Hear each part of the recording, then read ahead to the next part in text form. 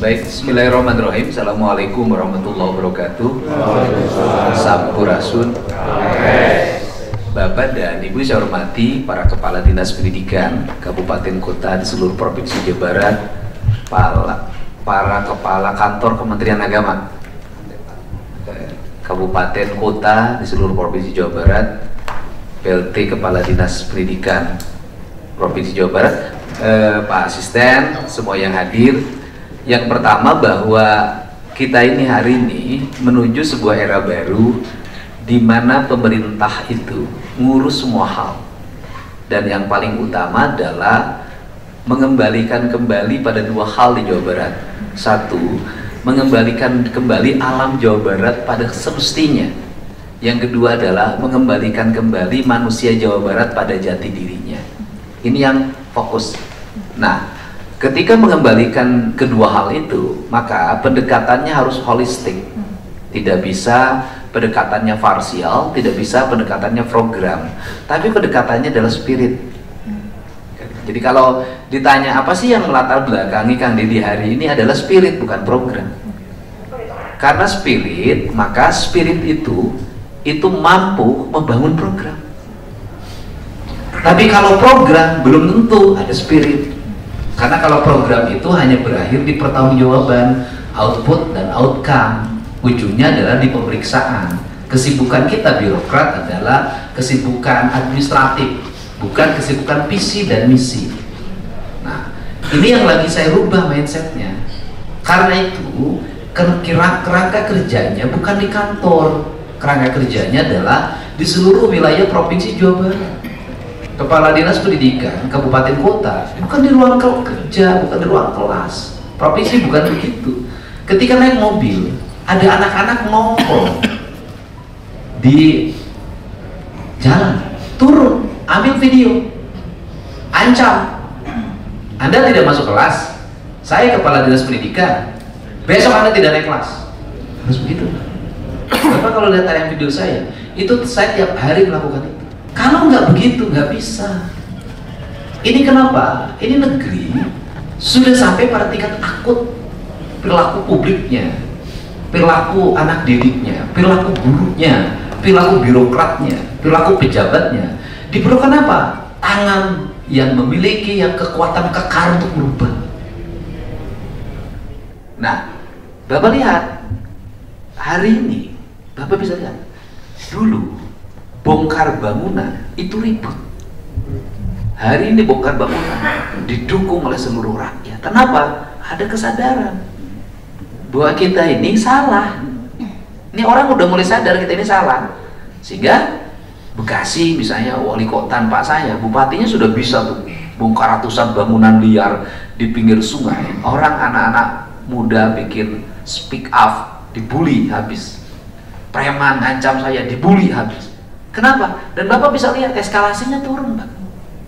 Yang preman, yang oknum wartawan bodrek, yang minta duit ke dinas, yang mau lebaran biasanya sibuk minta THR, turun, Pak, tajam eskalasinya, makin kecil, makin kecil, makin kecil. Kenapa? Harus ada yang berani.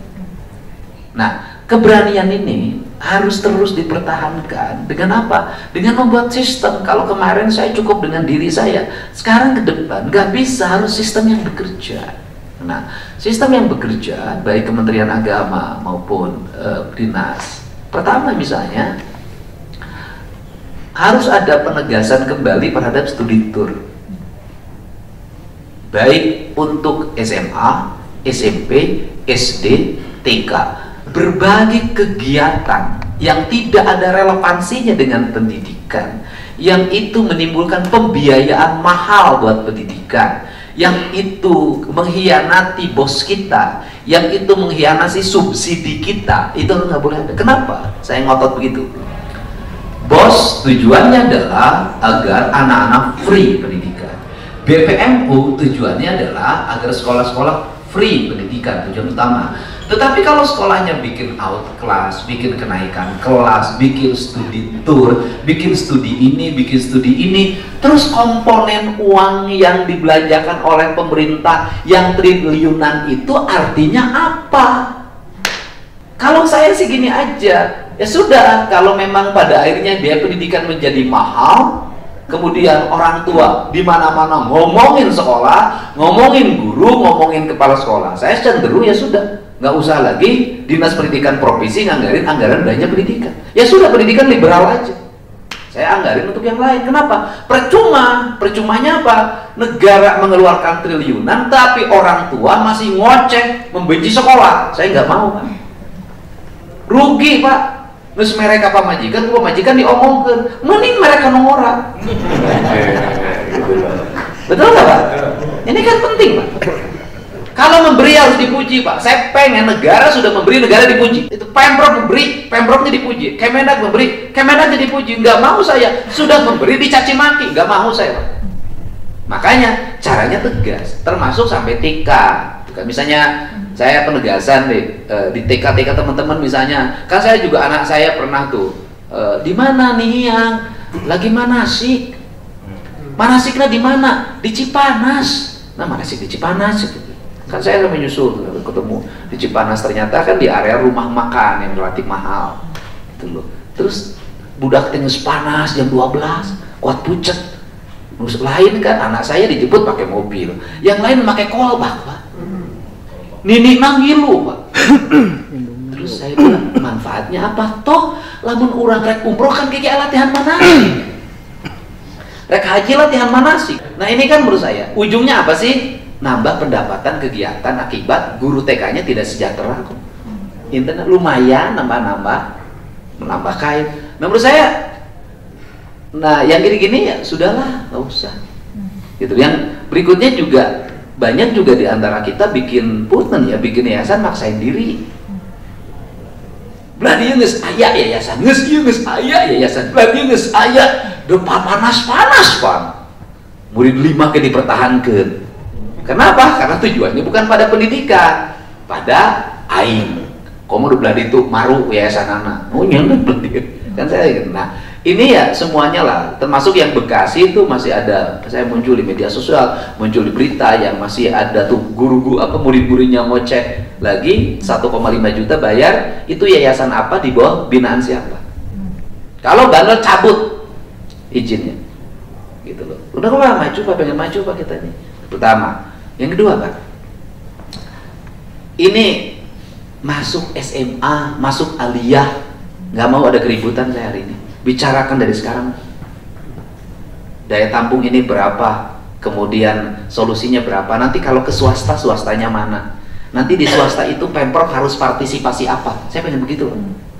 Nah ini kita ingin fokus ke situ. Nah itu tuntaskan, nanti biar setelah ini rapat teknis saja Bapak, tinggal ngobrol berdua. Yang berikutnya Pak, madrasah. Nah ini kan saya ngomong madrasah masih banyak yang jelek, sanawiyah banyak yang jelek. Tetapi nanti Pak Kemendag, saya provinsi siap membantu Pak, membangun. Problemnya apa sih Kang Didi hari ini? Agak nahan dana hibah untuk itu. Mesti perlu diomongkan lah. Kita tahu apa yang terjadi. Gitu loh. Pertama, yang menerima itu juga Pak. Yang yayasannya berkembang yang punya akses politik. Yang yayasannya berkembang yang punya akses terhadap gubernur. Ustadz di Lemur anu teu boga akses politik, tidak punya akses terhadap gubernur, teu kabagean Pak. Diriungkeun, anu narima nu ngariungkeun mana balik we macan kedongkul. Emang saya tahu yang begitu Pak. Sampai Pak saya bukain Pak. Bikin yayasan palsu Pak di Jawa Barat untuk nyerap duit Pemprov 2 miliar, 1 miliar, 5 miliar. Makanya saya stop dulu. Saya mau bikin rasionalisasi. Saya minta nanti data Kemenag berapa madrasah yang harus dibangun, yang jelas siswanya ada, yang dibutuhkan di wilayahnya. Pemprov siap membangun Pak. Sudah. Udah kita bangun aja, nanti saya ngumpulin dana dari mana-mana, dari BJB, dari mana-mana, kumpulin semua, ayo kita bangunin. Gak ada lagi pemilihan sekolah pemerintah daerah, sekolah Kemenag, gak ada. Semua rakyat Indonesia, rakyat Jawa Barat sekolah di situ. Tapi caranya harus benar, lembaga Islam harus halalan toyiban, harus memberikan contoh. Saya nggak mau nanti ada penerima hibah diperiksa ajengan Pak 2 jam, 4 jam. Cek ajengan nanti teuing teu nyaho. Saya kemarin tuh diskusi dengan teman-teman di DPR RI, Kang Deddy terima kasih, itu di stop. No, kenapa? Udah cari format baru, saya tuh nanganin terlalu banyak. Kenapa? Kiainya dapat 15 juta, bantuannya 2 miliar. Ya udahlah yang nerima teman-teman kita. Nah saya ingin harus itu Pak. Kalau nggak motor itu Pak. Saking pusing karena yayasannya sudah sering dapat, bikin yayasan baru mau saya buka. Yayasan baru Pak, nggak terverifikasi. Nian yayasan anyar, nampung 2 miliar, nampung 5 miliar. Sudahlah, bukan saya anti agama, bukan. Justru saya ini adalah sikap-sikap yang begini bertentangan dengan agama. Di Garut itu nyampe berapa Garut tuh bantuan ke yayasan? Ada sekitar 200 lembar. Hampir 300 miliar. 300 miliar.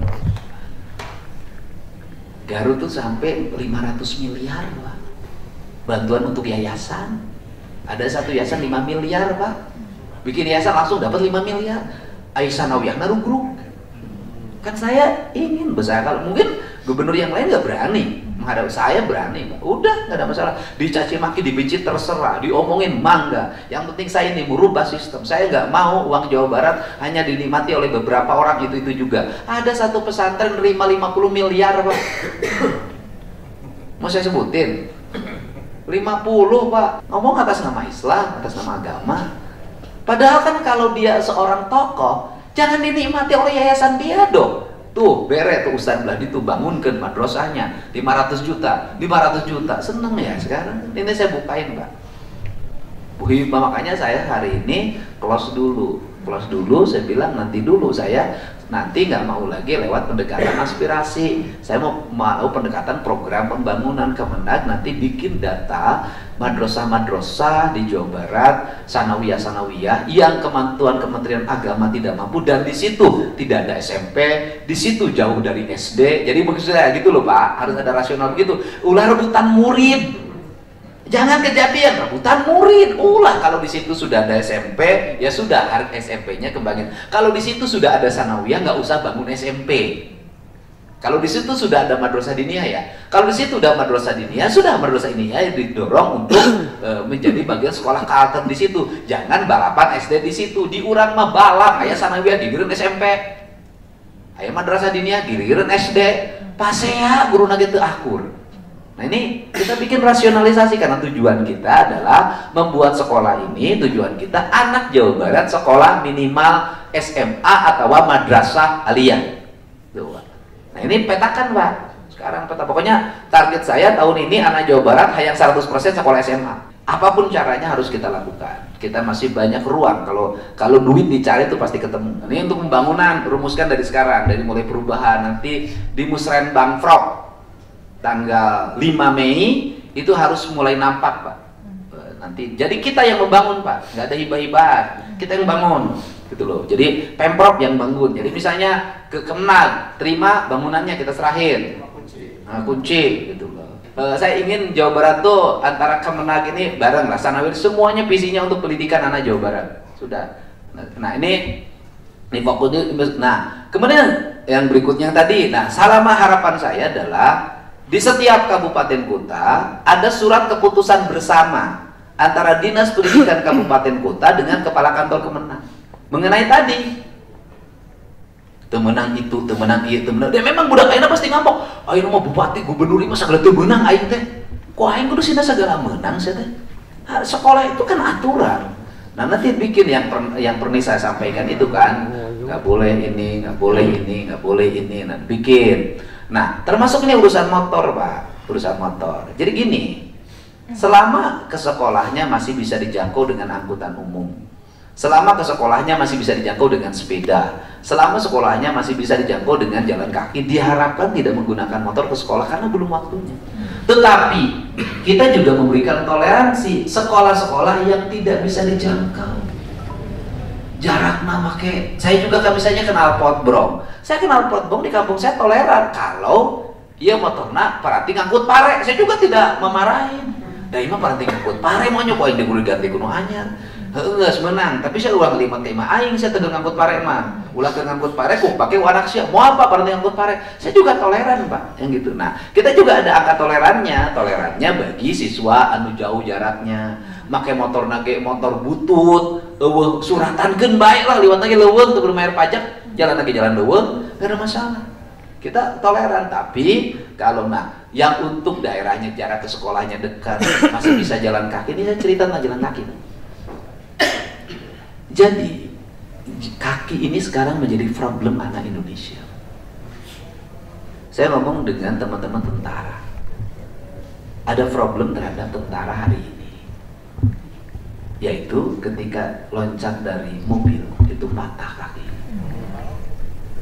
Ketika jalan ke tebingannya agak tinggi, keseleo aja patah. Anak-anak generasi Gen Z sekarang kakinya rapuh. Satu, suplai makanannya fast food. Dua, tidak pernah jalan kaki. Kenapa ini yang mulai saya fokuskan? Karena ini ancaman masa depan. Sok budak urang tuh lempang. Jadi makanya ini sekarang agak berat, dipatah katanya. Jadi kita dulu mengenal ikan, anak sekarang nggak mengenal ikan. Kita mengenal sayuran, anak sekarang nggak mengenal sayuran. Makanannya sudah makanan racun yang melemahkan tubuhnya. Makanya saya ingin concern lagi sekarang, mulai membangun lagi budaya jalan kaki. Kenapa? Penting. Oke, pas pulangnya panas, nggak usah, minimal pagi. Makanya saya mulai mengarah sekarang, jalan menuju sekolah akan dibuatkan anggarannya, dikasih trotoar, dikasih lampu. Saya akan nata itu dengan baik untuk membangun tradisi jalan kaki anak-anak Jawa Barat. Nah, tuh. Terus yang berikutnya adalah makanan, Pak. Ya makanan harus mulai selektif. Saya kenapa galak dari dulu terhadap penyediaan makanan tukang dagang di sekolah? Sebenarnya walaupun saya dimaki-maki, kenapa? Karena saya melihat anak-anaknya tidak akan tumbuh dengan baik dengan makanan yang tersedia jajanan di sekolah itu. Nah, orang tuanya sudah tidak nyiapin lagi salur sangu ake, ayam goreng, sudah magicom. Ini kan ini ancaman Indonesia masa depan yang kita ini diberantakin cara berpikirnya. Dan menurut saya di luar MBG, anak-anak ke sekolah terutama SD dan SMP itu bawa bekal sekolah itu menurut saya harus. Buah rantang itu harus. Apa sih targetnya? Kalau buah rantang sekolah maka mereka terhindar dari jajan. Yang kedua, kadar protein dan gizinya terkontrol oleh gurunya. Ini luar MBG, Pak. Nunggu MBG kan kita lama. Terus yang ketiga adalah ibunya masak di rumahnya. Kalau ibunya masak, indung lagi jadi naik budak isu-isu, naik masak. Kunaon awewe ayeuna teh gawe main HP TikTok. TikTok ayeuna menang duit itu TikTok. Nah, jadi kan tapi kan kita menjadi generasi malas. Nah, ini dulu saya pernah jadi bupati berhasil, Pak. Anak jadi makan telur, anak jadi makan daging. Dan ini kenapa saya dulu sekolah negeri menjadi baik, Pak? Karena ini ancaman Indonesia masa depan. Ancaman Indonesia masa depan ini saya serius. Satu, orang-orang kaya, sekolah di sekolah orang kaya, sistem pendidikannya orang kaya, fasilitasnya baik, gurunya favorit, akses kemana-mananya kuat. Jadilah kelas menengah bawah. Dan kemudian mereka akan terus menguasai. Bapaknya direktur, anaknya direktur, bapaknya jenderal, anaknya akpol. Puter ya, bapaknya gubernur, anaknya anggota DPRD provinsi. Ya jujur aja, bapaknya menteri, anaknya DPR RI. Semua begitu hari ini loh, Pak. Dulu mungkin HMI saya kakanda Adinda. Ayeuna mah memeh itu mau ke kakanda Adinda, anak aing heula memeh Adinda. Ini sekarang beda dengan zaman era Pak Akbar Tanjung dulu. Beda, Pak. Sekarang ini yang terjadi, Pak. Nah, kalau anak-anak orang miskin tidak punya akses pendidikan yang baik, tidak punya sekolah SD yang berkualitas, SMP yang berkualitas, nah, maka sekolah pemerintah akan semakin buruk. Sekolah pemerintah akan makin buruk, maka yang sekolah adalah masyarakat umum. Anak-anak yang kelas menengah sekolah di sekolah favorit. Sekolah favorit nanti dia punya akses ekonomi, dia punya akses politik, dia punya akses kekuatan, dia punya akses sosial, sosiologi kebudayaan. Punya, yang ini nggak punya. Dan ini menjadi kaum frustasi. Beda. Zaman saya Kita tahun 80-an, 84 sekolah. Anak orang miskin bekerja keras, hayang siga batur. Oh, gue punya mimpi. Akhirnya terbalik, anak orang miskin lain hayang siga batur, hayang jadi DPR, hayang jadi tentara, lain hayang beli HP Samsung terbaru, hayang pakai skincare Korea, diberi nu palsu, ludes bener. Jelema di lumur ge pan irung dioperasi di kieu atuh. Kan ini rusak, Pak. Ini kan harus ada revolusi pendidikan yang mendasar, yang itu dilakukan pendidikan di Jawa Barat secara keras. Nah, saya nanti bikin tentang peraturan gubernur tentang pendidikan Jawa Barat istimewa. Kisi-kisinya ini nanti diterjemahkan oleh kabupaten kotanya. Nah, terakhir, Pak. Nanti sehari ini saya tidak akan langsung 27, saya akan mulai kabupaten mana yang nanti siap, Pak. Penanganan anak nakal, saya akan kerjasama dengan tentara, Pak, dengan polisi. Jadi nanti Pemprov itu akan nyiapin mesnya di komplek tentara. Di tentara kan ada barak tuh, nanti kita bangunin misalnya 30 mes atau 40 mes. Nanti Bapak di sekolahnya, anaknya asup-asup sekolah. Panggil orang tuanya, nanti panggil tentara, jemput ke rumahnya bawa, Pak. Nanti selama 6 bulan dididik, Pak, di situ 6 bulan didik disiplin, dibentuknya lagi, dan itu dilakukan oleh Tiongkok, berhasil. Nanti pembiayaan segala macam dikerjasamakan dengan bupati wali kotanya dan Pemprov. Nanti kabupaten, daerah yang paling rawan saja. Nah sekarang gini, orang tuanya ketika anaknya nakal, ku bapakna teu sieun ka saha? Pan baheula mah sok saya bejakeun kaki sia.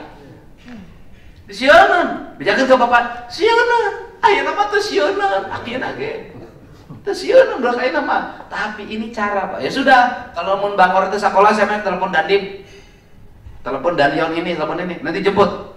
Bangsa urang, bangsa budak kudu sieun tah. Kunaon budak ayeuna jadi kieu eueuh nu dipika sieun. Ieu teh kasalahan saha? Kasalahan kolotna. Sabab kolotna ka anakna eueuh unsur pendidikanana. Budak sagala digugu ka hayangna, budak sagala dianteur nafsuna, ka budak eueuh panyarek kieu hasilna. Da mun kolotna tegas dikeun budak mah moal. Kolotna eueuh wibawana hareupeun budak eta, bukan salah anak kita. Kolotna nu salah teu nyontoan. Gitu, ini kuncinya itu.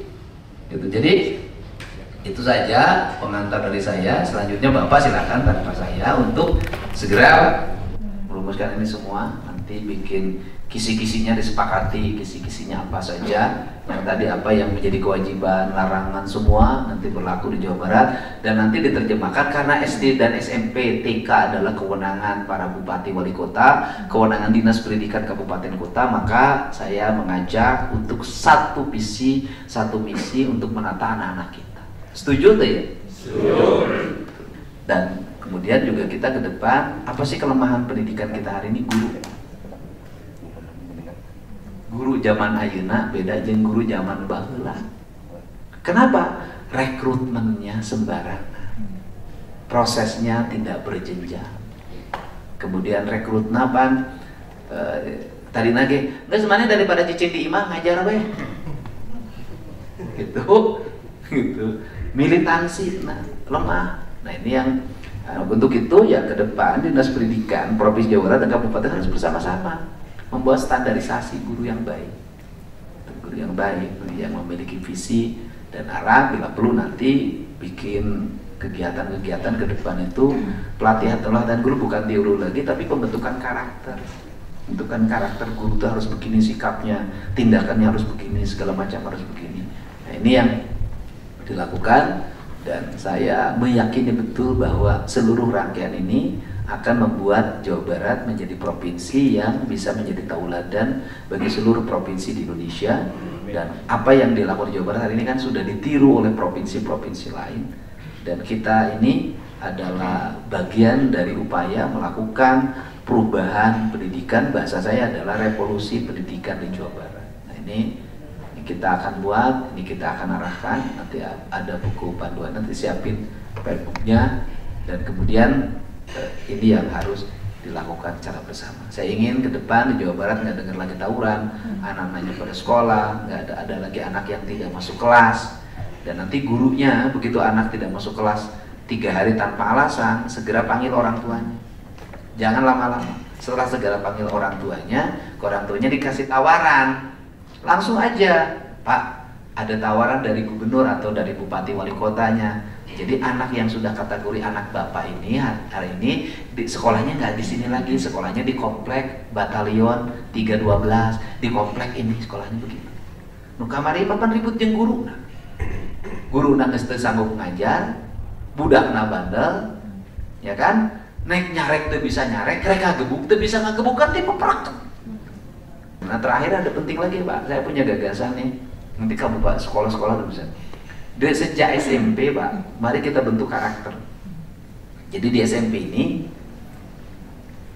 di masuk SMP itu tulis minat bakatnya apa. Misalnya pengen jadi tentara, apa masukin satu kelas Pak. Di situ ruang calon tentara.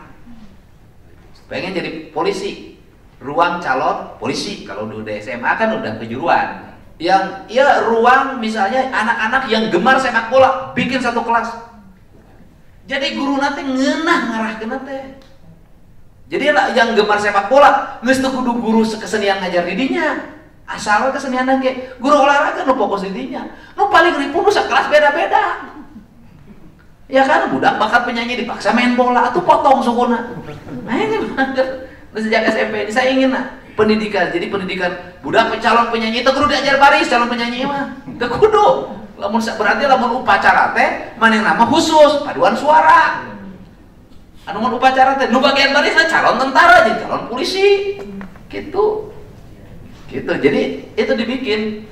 Saya pengen niat bakat. Saya pengen dibentuk sejak. Jadi kalau sekolah kan ada suka lomba baris berbaris, anak itu aja.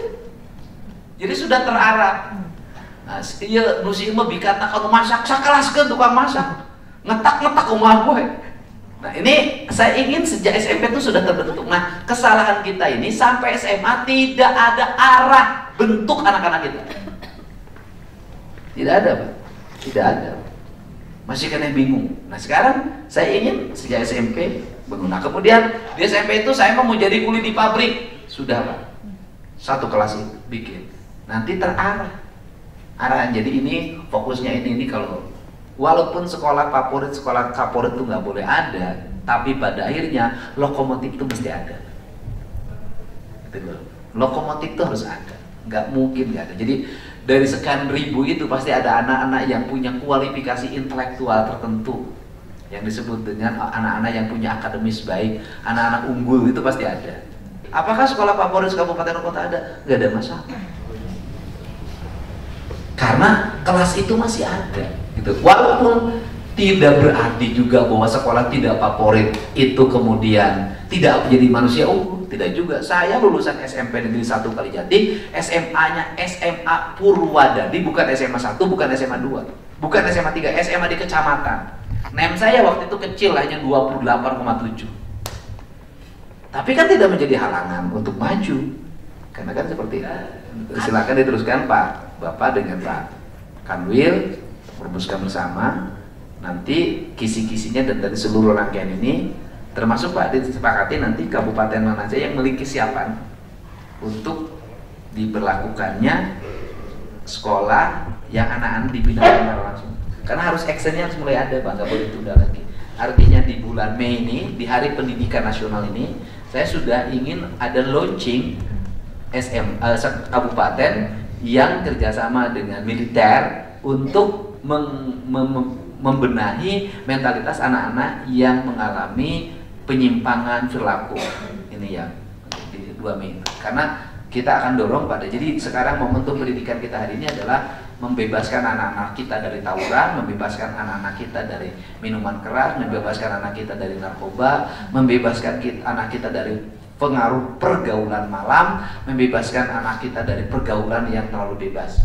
Karena menurut saya beban pendidikan Indonesia yang terberat adalah ini. Yang lain menurut saya biasa saja.